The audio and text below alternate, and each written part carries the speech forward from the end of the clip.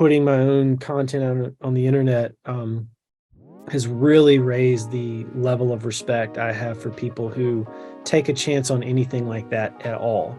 Even if it's not good, even if they don't stick with it a long time, even if they fail. If you ever take a swing, an at bat with releasing creative work out to the public like that, you have my applause, because it is not an easy thing to do.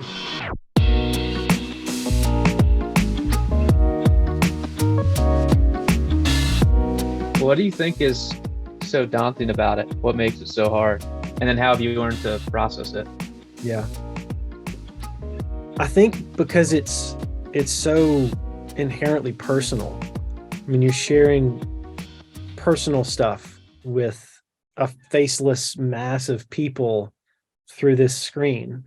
Right. So the best songs are the ones that are written about something that's deep and impactful for the person writing it, in my opinion.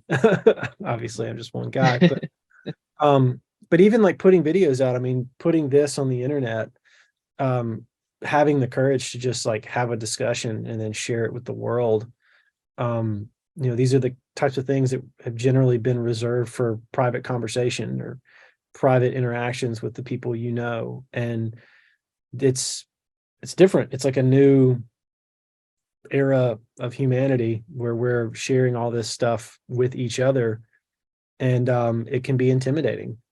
So I think one of the things is like it's an interesting point, the faceless mask versus like before the internet, you would share something maybe intimately with a person who you knew and you kind of yeah, like knew what their reaction might be.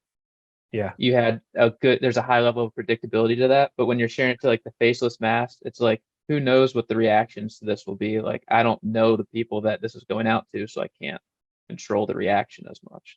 100%. Yeah. I mean, you don't know how somebody's going to receive it. And you don't know what snippet they might take from whatever it is you said or did that can be spun out of context. I mean, there's a thousand different ways it can always go. Now, fortunately, talking about this subject matter, it's, I think, a lot safer than plenty of other areas we could be on the internet. But you just never know. I mean, even with something as benign as a song, that's important to you, it doesn't necessarily have to be met with malice. It could just be met with ambivalence, and even that hurts. I put out the first track I'd put out in like 3 years last week. And I wrote like a little blog post about it. And the analogy I used was like, it's like sending a kid off to school, or like, you care so much about that kid and you know exactly where they came from and you know all the things that you get to criticize about them. But then they Yeah. go off to school and it's like, I don't have kids, so maybe this analogy totally doesn't work. But they go out to school and then it's like, I have this opinion of them. Like I care so much about them. Like, how are other people going to react to it? Even if like people aren't mean to them, but they don't like embrace them or Yeah. like them. You're like, yeah, I feel like a song that's personal, you just have this intimate, like almost familial relationship with, Yeah. that you care about how other people perceive it. And it's Yeah. hard when you're just throwing it out there to the masses. Yeah. And you've spent a lot of time with this song. Depending on your process, you might have spent 10 hours, you might have spent 100 hours. You spent a Right. lot of time with this song, crafting every little moment and making sure the things are how you want them to be.